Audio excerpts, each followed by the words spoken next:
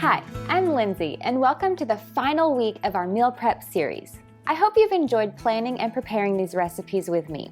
My goal was to help take the frustration out of mealtime, and it's my sincere hope that you have found them helpful in getting a healthy meal on your table. In our last week together, I want to chat about your long-term success, the importance of getting the family involved, the cost of healthy eating, and menu rotations to make life easier. Then we'll dive into our Power Hour. So now that you've got a few weeks of meal prepping under your belt, I hope you're feeling more confident and less stressed around mealtime. As you start meal prepping on your own, think about the ingredients you use often. Think about things like pasta, tomato sauce, eggs, beans, veggies, whatever it is. Those are ingredients that you can pick up each time you go to the store because you know that you'll use them frequently. Now, over the last few weeks, we have tried several different meal prep methods, and we'll try even more this week. My goal is to expose you to several different options so that you can decide what works best for you. Perhaps after this week, you'll decide that having pre-portioned meals works best, or the reheat and eat method is your favorite. Whatever it is, keep at it. Long-term success happens when we keep making that healthy choice the easy choice. Another tip for long-term success is to get your family involved. This is especially important if you have picky eaters in the house. Letting kids help plan and prepare meals can get them familiar with new ingredients and make them more interested in trying new foods. This also helps them take ownership of the meal that they helped prepare. There's no need to be part of the Clean Plate Club. Instead, let's aim to keep mealtimes fun and keep everyone involved.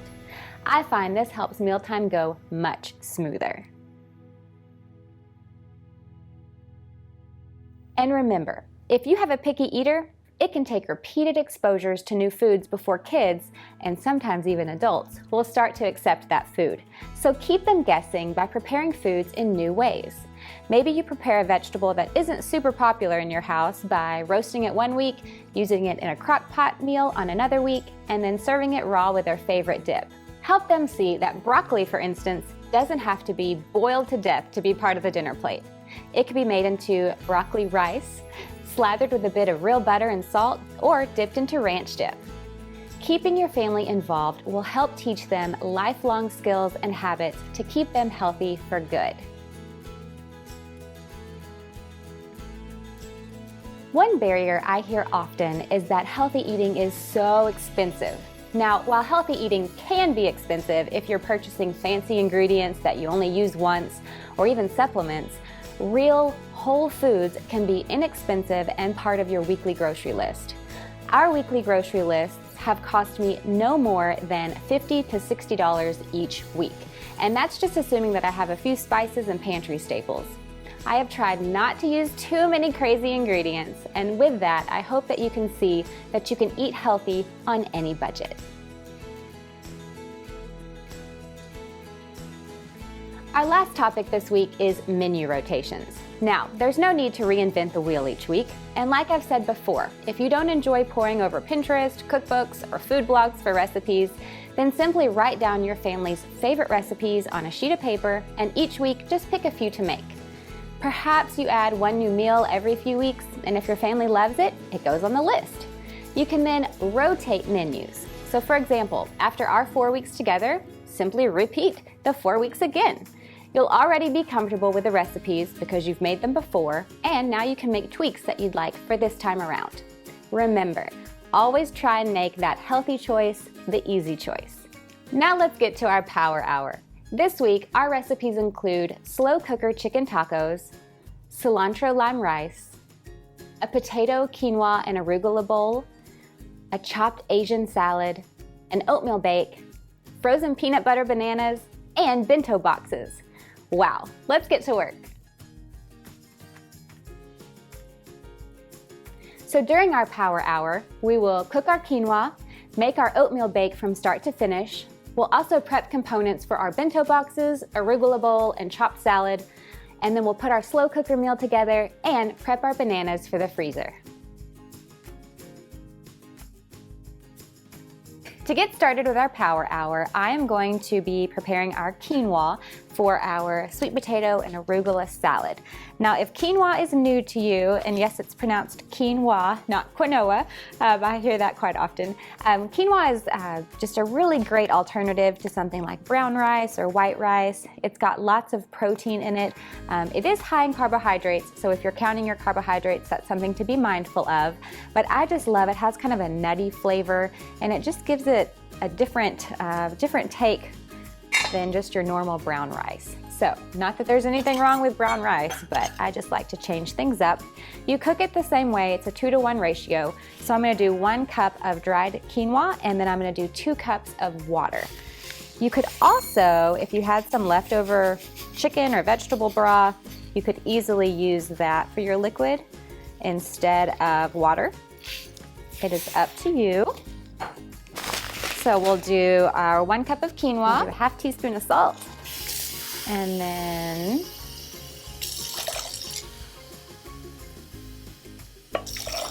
two cups of water. And I'm gonna go ahead and add a little bit of seasoning to this. Since I'm not using a broth, I'm gonna do just a little bit of salt. And then I like to also add in some garlic powder. So we'll sprinkle just a little bit of garlic powder in there. My trick for cooking quinoa is you'll put it onto the burner, you'll bring it up to a boil, and then you'll give it a stir, reduce the heat down to simmer, and then you'll cover it by putting the lid on, but then you're gonna just slightly leave a little bit of space so that a little bit of steam can escape. That's gonna help ensure that the quinoa fluffs up the way that we want it to. The next thing we're gonna do is boil some eggs for our DIY bento boxes. So all I'm gonna do is, I've got 4 eggs ready to go. So I'm gonna get my pot, I'm gonna put the eggs in and then cover them with about 1 inch of water, bring that up to a roaring boil, and then I'm gonna turn the heat off, cover the eggs, and let them just hang out for about 10 to 12 minutes. That always ensures I have a perfectly boiled egg.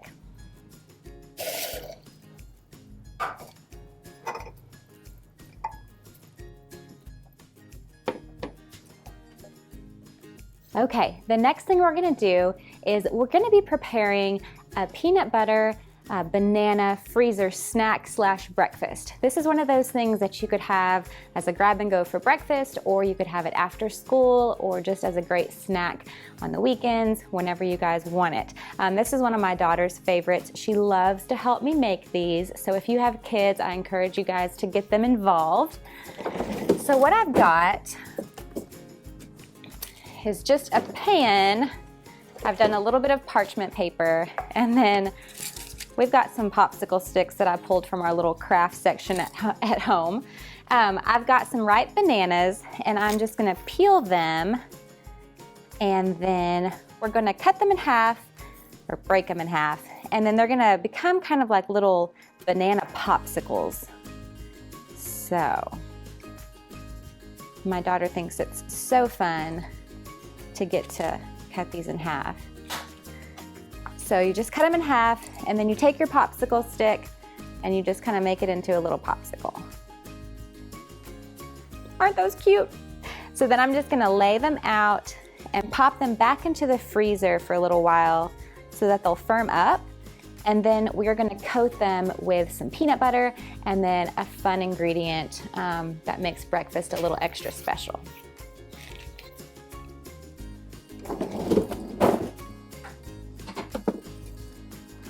While those guys firm up and I'm waiting on my eggs and quinoa to boil, I'm gonna go ahead and turn on my oven so that I can get started on my oatmeal bake. And my quinoa is boiling, I hear it.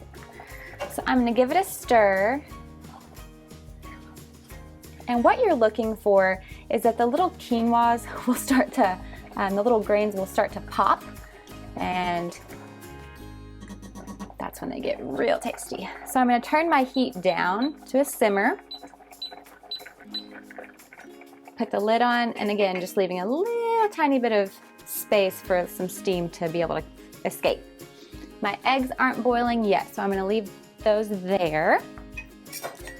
And then I'll get started on my oatmeal bake. This oatmeal bake is so yummy, and it's one of those recipes that's really versatile, so you can really change things up to kind of match whatever mood you're in or whatever season it is. Get the fruits that match the season. Pull my recipe out here. So what I'm gonna do is mix together. I've got old-fashioned oats, so these are not the quick cooking oats. These are just those old-fashioned ones, the kind you have to kind of wait on. I'm gonna do 2 cups of old-fashioned oats. And I like to transfer them into these clear containers. It just helps me see how much of ingredients that I have. And actually these are old containers that I think like almonds came in them. So I just took the label off and actually spray painted the tops, and no need to spend a lot of money on fancy containers. So we've got 2 cups of those rolled oats. Then I'm gonna add in some chia seeds. Chia seeds aren't something that we have used before. However, when we did our smoothie packs last week, this could easily be something that you throw into your smoothie if you wanted to add in a little extra nutrition. Chia seeds have lots of nutritional benefits, lots of good fiber. They kind of gel up when you add liquid to them, so that really helps to lower cholesterol, really helps get that fiber going. So we're gonna use 1/4 cup, so we'll put that in there. Then we're gonna do a teaspoon of baking powder. And this is a recipe, like I said, it's really versatile. So you can kind of add or take things away as you please, because it's a pretty forgiving one. So I like that about it. Okay, one of my favorite spices is cinnamon. I use cinnamon year round. It's so delicious. This one's gonna call for 3 teaspoons of cinnamon. So we're gonna get a lot of cinnamon going. But it's such a warm spice. And it also helps, some have shown that it helps to maintain a healthy blood sugar. We're gonna also do 1/2 teaspoon of salt. Add in there. Next, we're gonna add the wet ingredients. And one thing that I really like about this recipe is that it's just kind of a throw it all into one bowl, pop it into a pan and go. So I'm not having to pull out a bunch of different items, a bunch of different bowls. So it's 1 cup of milk. I'm just using some skim milk.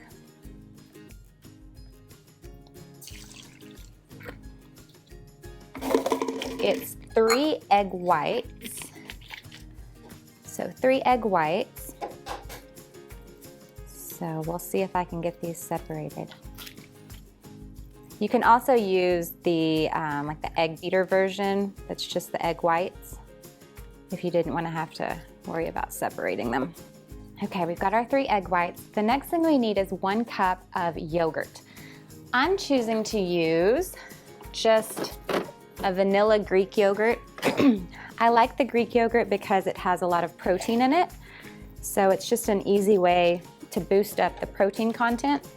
And another thing that you can actually do with this recipe, if you are really trying to get a lot of protein, is that you can actually add a scoop of protein powder. If that's something that you've got in your house that you enjoy regularly, then you can always throw in a scoop of that. The next thing is 1 teaspoon of vanilla extract.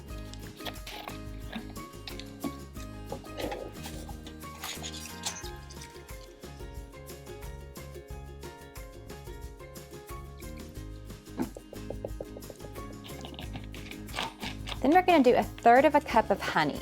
And this is optional if you're not really big into honey. You could use agave. You don't even have to use anything if you don't want to.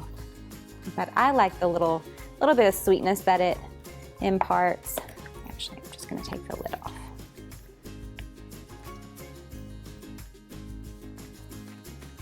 And you'll see that this makes quite a bit, so you're not gonna get too much sugar per serving.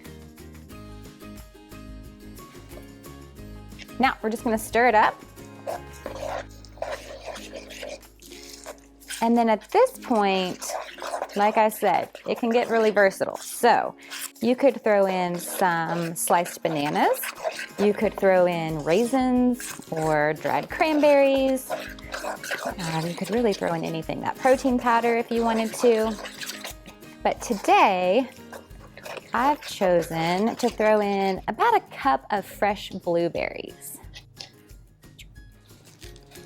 So I've washed my blueberries. This is a half cup. If a few extra get in there, that's okay. When it comes to blueberries, the more the merrier. So I'm gonna grease an 8x8 baking pan, pour my mixture in, and then pop it into a preheated oven that I preheated to 350 degrees. And we'll just pour this in. We're just gonna bake it until it's set. So we'll keep an eye on it, but it typically takes about 25 minutes or so.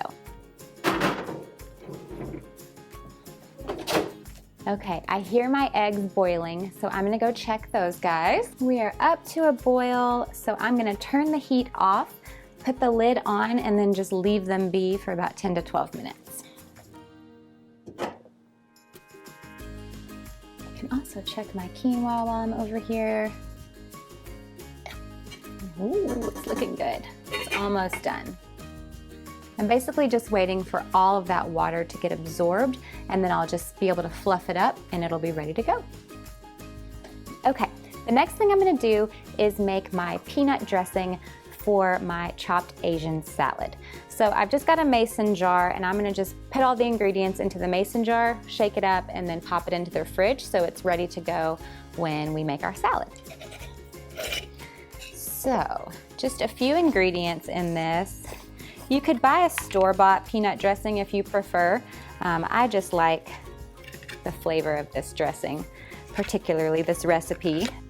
Stir up my dressing a little bit.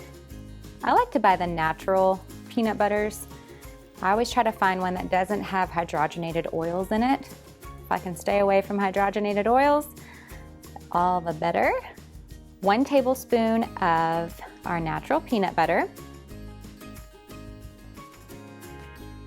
And we'll use our peanut butter here in just a little bit for our bananas.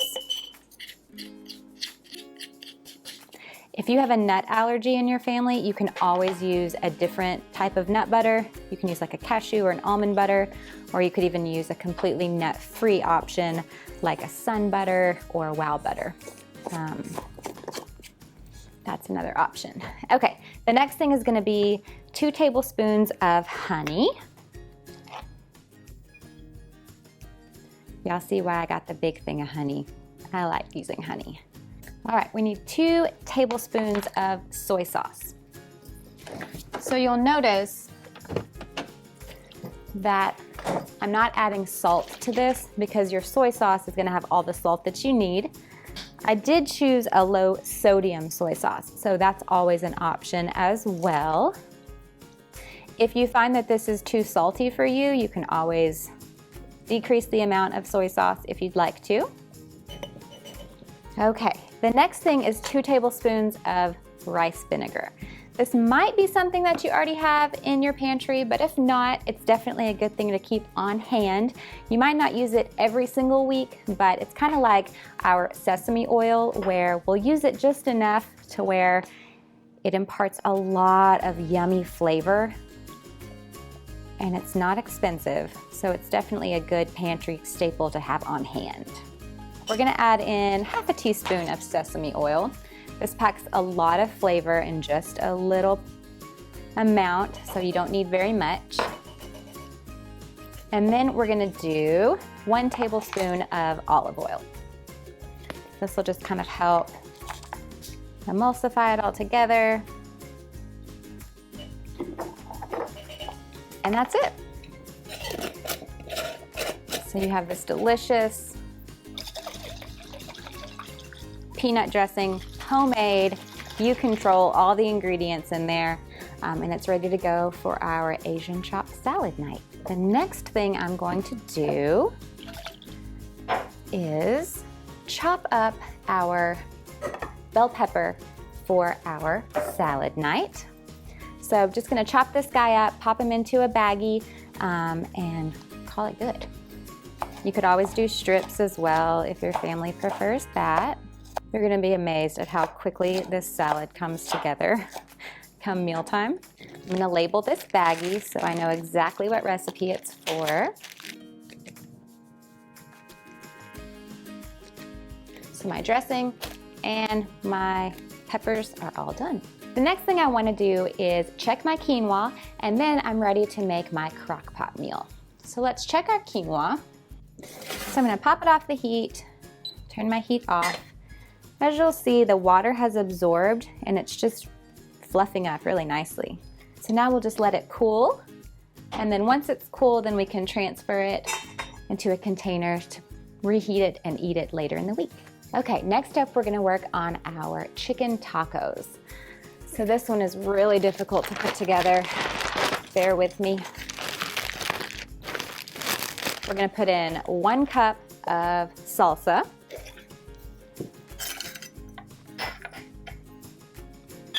So I've just got my baggie already labeled and ready to go. Make sure it's freezer safe. The type of salsa doesn't really matter. I'm using a mild. The chunkier though, the better. That always tends to kind of add in extra vegetables and tomatoes when the tacos come out of the slow cooker. But whatever salsa you've got on hand or whatever your family likes is perfectly fine. Next, I'm gonna add in some garlic powder and some cumin. So add in some garlic and then a little bit of cumin. So it's about 3/4 of a teaspoon of cumin and about a teaspoon of garlic. The last thing we're gonna do is pop in whole breasts of chicken. So what I've done is written the recipe name and then also the directions. So if for some reason I end up not making this week and I find it, in a month or so in my freezer, then I'll know exactly what directions I need to follow in order to cook it. And then this is ready to go into our freezer. I'm gonna wash my hands, and while we're in the freezer, I'm gonna pull out our bananas.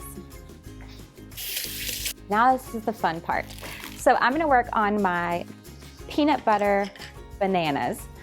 And this comes together so fast. And like I said before, this is definitely something that kiddos like to help with. I know my daughter loves to help with it. So what I'm gonna do is take some peanut butter, and if you don't have kind of runny peanut butter, you can always pop it into the microwave to make sure that it's real smooth and kind of dippable. We're gonna dip our bananas into the peanut butter, and then for funsies, I'm gonna add in some semi-sweet mini chocolate chips. So I'm gonna just kind of drizzle those on top as just an extra sweet treat. That's probably why they never last very long in our freezer. So I'm gonna put some peanut butter into the bowl, microwave it for just a couple seconds just to make sure that it's really pliable, and then we'll come back and start the assembly line. Here's how it works. Banana popsicle. You can coat the whole thing in peanut butter. You can do a drizzle. You do whatever floats your boat. I like to do a full coat. And in our house, we use Wow butter, but today I'm gonna use peanut butter. So just pop that back on, and then just take a few of your, and I chose semi-sweet, and I like the mini chocolate chips, just because they kind of work a little bit better. You can make eyeballs out of these guys. You could even put those candy eyeballs on.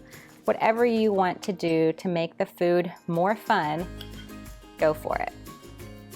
This is a great snack for breakfast. I always like to encourage people to do a protein and a healthy carbohydrate with snacks. And this is that healthy carb from your banana, a little bit of protein from your peanut butter, and then a little chocolate never hurt anybody. And then after we finish assembling these guys, I'm just gonna pop them back into the freezer so that they'll firm up, and then you can just store them in a Pyrex, or you could even just leave them like this on the parchment. That's it, super simple, such a great grab and go snack, and you saw how fast it came together. So we'll pop these back into our freezer. and I'll steal a chocolate chip. I'm checking our oatmeal bake. It's almost done. I'm just waiting for it to set completely through. So we'll come back and check on it in just a minute. The next thing I'm gonna do is prepare our sweet potatoes for our quinoa, sweet potato, and arugula salad. Essentially, all I'm gonna do is peel the sweet potatoes and chop them up into a small dice. Remember, the smaller you cut your vegetables, the faster they'll cook. So we'll just do that. And then on cooking night, as soon as I walk in the door, I'll turn my oven on, and then I'll just pop these guys into the oven to let them roast, which is gonna create such a warm, yummy, delicious salad. I really like using sweet potatoes for this recipe, especially as we enter into kind of a sweet potato season. But you could use regular potatoes if you prefer. However, I really like sweet potatoes or butternut squash for this one. I want something a little bit kind of sweet, but also these sweet potatoes have beta carotene in them, extra fiber versus a regular potato.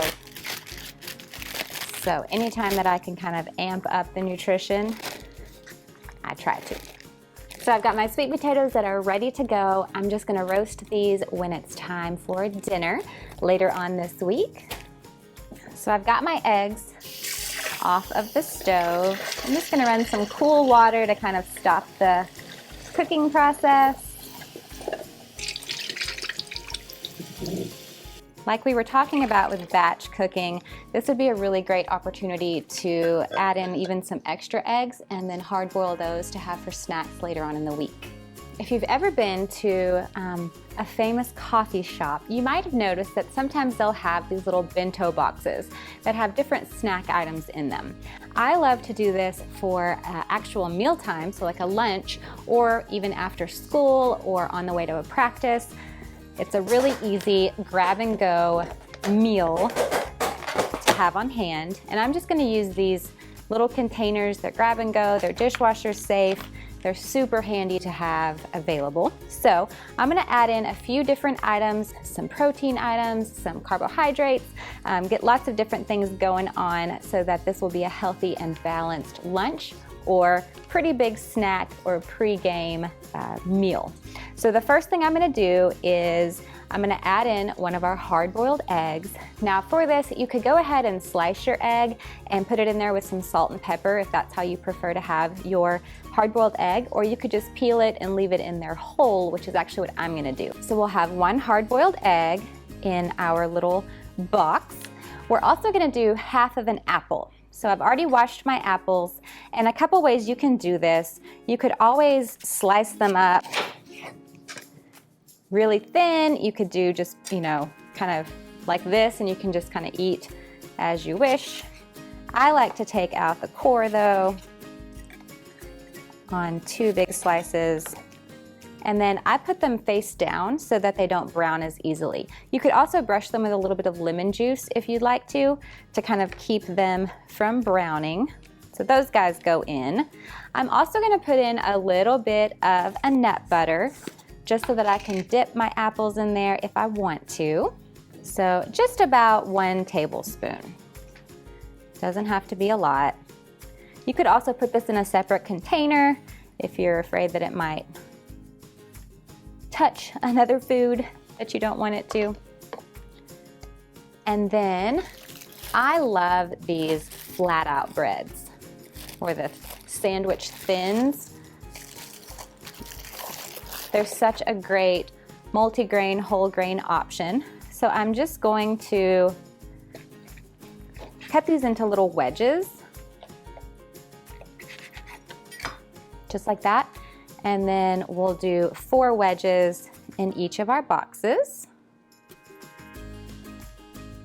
So get those lined up. And then the last thing I'm gonna add is a little bit of cheese. You could use string cheese or just cheese sticks. I really like these small little cheese rounds. I got the light version, so that will go in there as well. And then the last thing, I said it was cheese, but actually the last thing is some grapes. So you can just kind of tear off your grapes. I've already washed these guys. So our grapes go in, our cheese gets tucked in there. And isn't that just such a precious little bento box that's ready for grab and go lunches all week, full of healthy carbohydrates with your fruit and your whole grain bread, and then healthy protein with your peanut butter and your egg, and then a little bit of calcium with your cheese. So we'll just pop the lid on here. I'm gonna make 3 more. All 4 of these are ready to go. I'll just pop them into my refrigerator and I can pull them out whenever I need a lunch or a grab and go snack for the kids in the car. Our oatmeal bake is ready. Look at all of that yummy blueberry goodness. I'm just gonna let it cool and then I'll cover it and it can stay in the fridge all week and we can grab and go what we need for breakfasts or even for snacks. So my quinoa has cooled a little bit and I am just going to move it into a storage container and then I'll pop this into my refrigerator. And that is it. Our power hour is complete. So we have lots of healthy ingredients and lots of healthy meals that we can turn to for the whole week. Right now we're gonna start our sweet potato, arugula, and quinoa salad.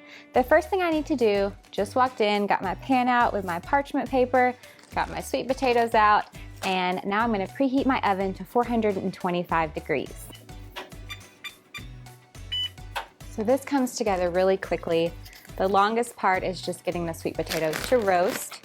So we're just looking for them to be fork tender. So I'm gonna spread them out. And then I'm gonna drizzle a little bit of olive oil and then salt and pepper on top. If you don't have olive oil, another oil I like to use is avocado oil. That's a really yummy one.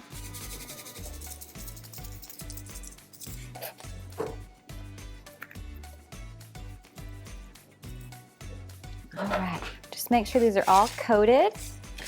And then when our oven heats up, we'll pop those in for about 25 minutes or so. And about midway through, I'll check on them, give them a little toss to make sure they're cooking evenly. And while they're cooking, I'll put together the rest of the salad so it's ready to go.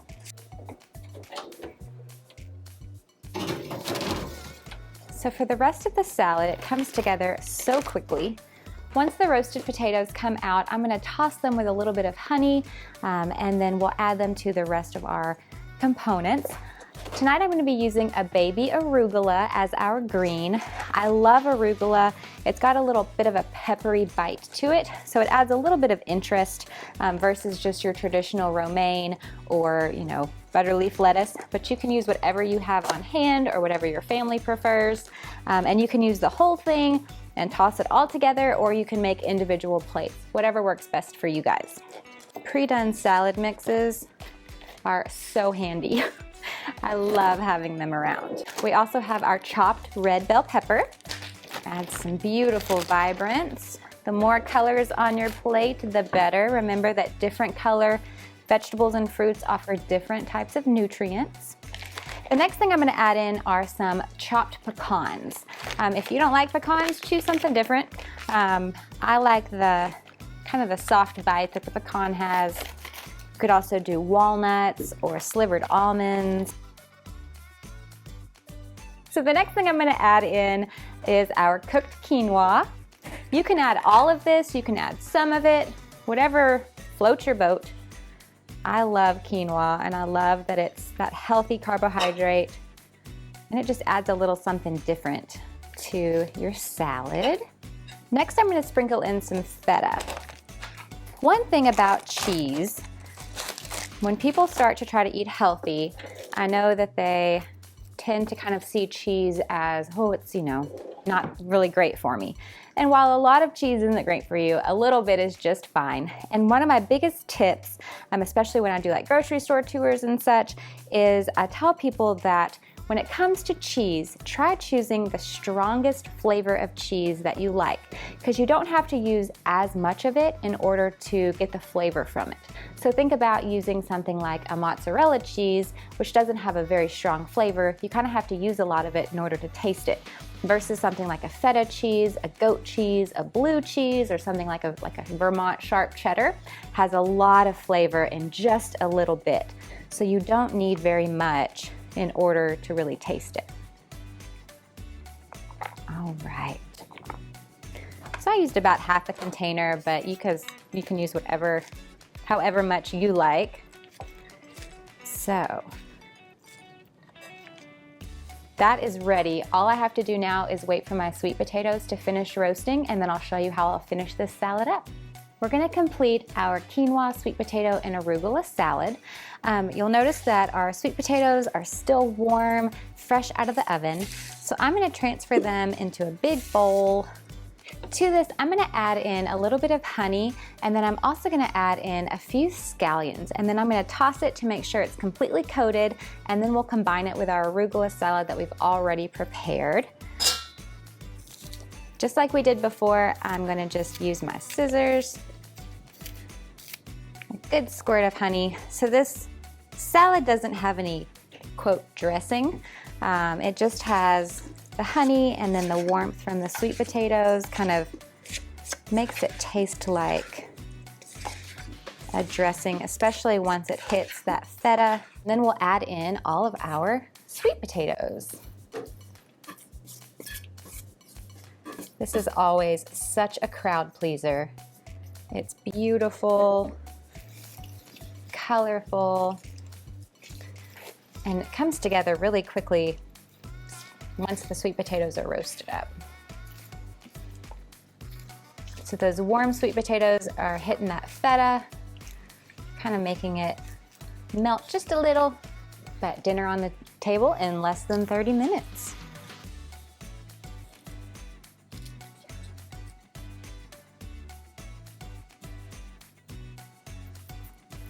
So for chicken taco night, all I did was set my freezer bag of prepared chicken. Remember, that was just our chicken breast, the salsa, a little bit of garlic and cumin. I pulled that out of the freezer and let it thaw overnight, making sure in the fridge. So making sure that we stay temperature safe, but we're also able to thaw it. And then in the morning time, I just popped it into my crock pot and turned it on. You can do high for about 4 hours or low for anywhere from 6 to 8 hours. What we're looking for is for the chicken to be easily shreddable. So I'm gonna check my chicken now. Oh my goodness, it smells so good. And I'm gonna grab 2 forks and see if I can shred it. And if I can, then I'll shred all of the chicken. Oh, it's so good. It's perfectly shreddable. And that salsa, ooh, yum, yum.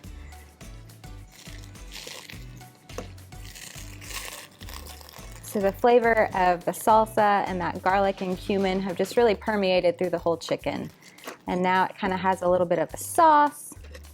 And again, I talked about using kind of a chunkier salsa. And if you do, then you'll kind of have, so you can see how beautiful that chicken is. It's shredded up so nicely. It's retained all of its moisture from being in the crock pot. Never dry chicken in the crock pot. So I'm gonna put the lid on so it'll stay warm while I prepare the rice. My favorite 90-second rice. Pop that in the microwave. Good to go. So simple. All right, I'm gonna turn my pan on to about medium. And I'm just going to saute up a little bit of garlic, and then I'm gonna chop up 2 scallions until the scallions become soft. Then I'll add in my rice, a little bit of lime juice, top it off with some cilantro, and it's done. So here's a trick when it comes to scallions. If you don't wanna have to pull out your cutting board, get some good garlic in there. Just get some scissors. Make sure they're clean, that they haven't been used for something else crazy.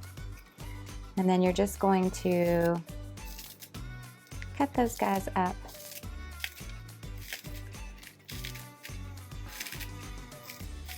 Remember, you don't want your garlic to get too hot. It can burn really easily, and once it's burned, then it tastes bitter. So we don't want that.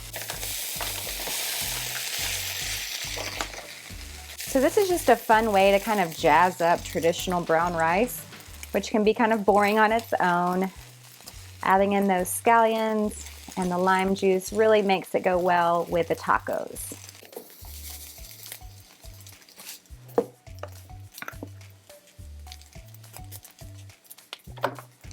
All right.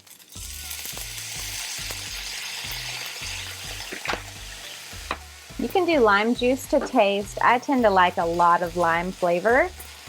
That's such an easy way to brighten up anything. Okay, that's done. Simple as that. The last thing I'm gonna do is chop up some cilantro to throw on top, and then we'll assemble our tacos. So I've pulled my rice off. I'm gonna just put it into this serving bowl. And then set this aside. And the last thing I'm gonna add is some fresh cilantro. Cilantro is one of those things that I try to always have in my fridge because it always adds such great flavor to any dish.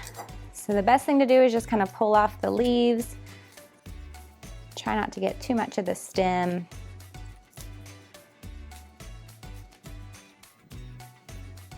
And we'll just give this a little bit of a rough chop.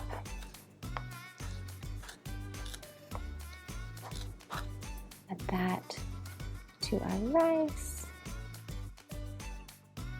So a serving of this recipe, we've got 3 corn tortillas. So I just use these. They also have those really fun like street taco size corn tortillas, which I think are really fun. So you can choose whatever you like better. Essentially, we're just going to get some of our chicken into our tacos. You could add some cheese to this if you like, or more salsa, whatever your family enjoys. We use a lot of avocado in our house. Maybe some avocado slices on top of a couple of them.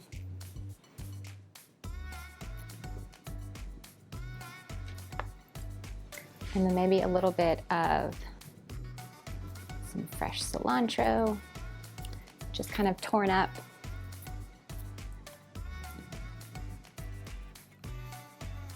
That, and then we'll add in a little bit of our rice. And dinner is served. Maybe I'll add in a little bit of salsa.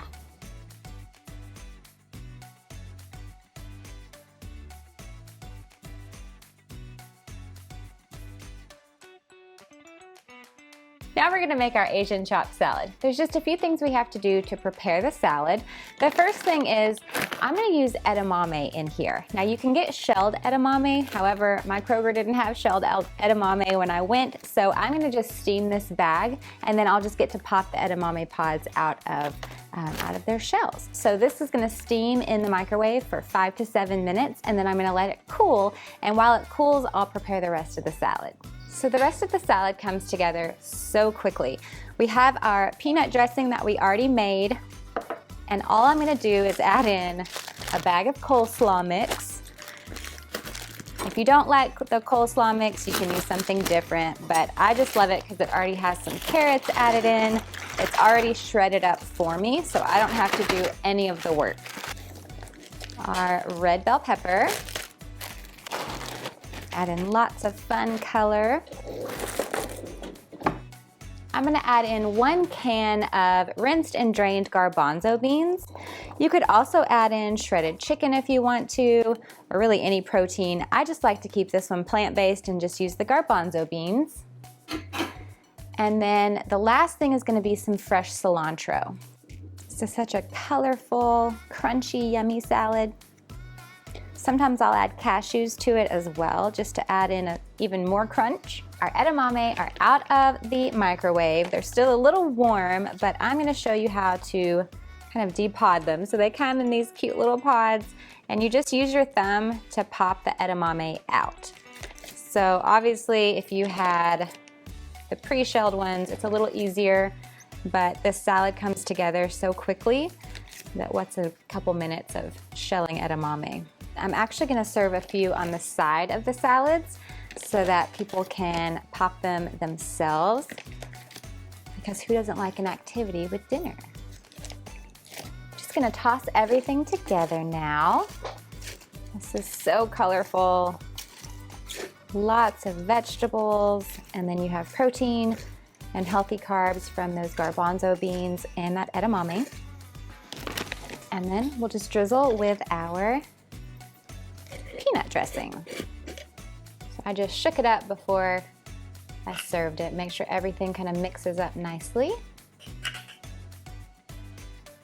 This has that yummy peanut butter and the soy sauce and the honey and the rice vinegar and that sesame oil. Smells amazing and tastes amazing too.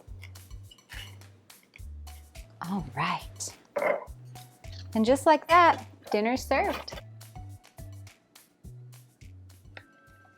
If you've enjoyed this series, I encourage you to like our Facebook page at Baptist Health Community Outreach. We do cooking demos, virtual classes, grocery store tours, all sorts of stuff. I know that you're going to enjoy it if you've enjoyed this series.